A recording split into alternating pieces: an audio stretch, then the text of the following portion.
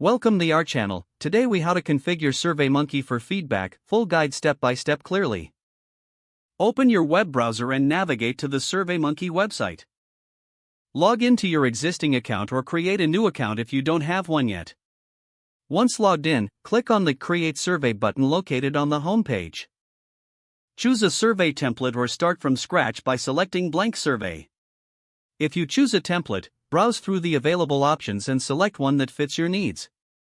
If starting from scratch, name your survey and add a description to clarify its purpose. Click Add Question to include the first question in your survey. Select the type of question you want to ask, such as multiple choice or open-ended. Type your question in the provided text box. If applicable, add answer choices or options based on the question type you selected. Use the Settings menu to customize the question further, such as making it required or adding logic. Continue adding questions by repeating the previous steps until your survey is complete. You can rearrange the questions by dragging and dropping them into your preferred order. To preview your survey, click the Preview button on the top right corner of the page. Make any adjustments as necessary based on how the preview looks. Once satisfied, click the Collect Responses button to set up distribution.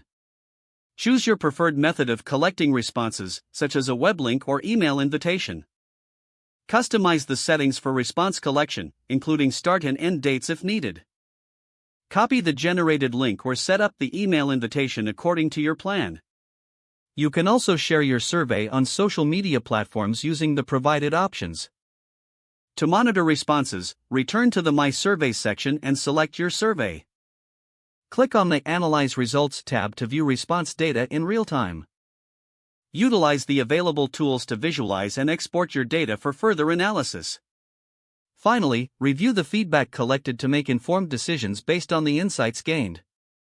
If the page does not load, refresh the browser or try again in a private or incognito window.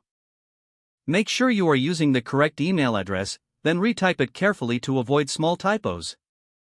If your password is not accepted, use the Reset option and create a new strong password you can remember. Check your spam folder for verification or security emails, then complete any requested confirmation steps. Enable two-factor authentication if available to improve account security and reduce unauthorized access risk.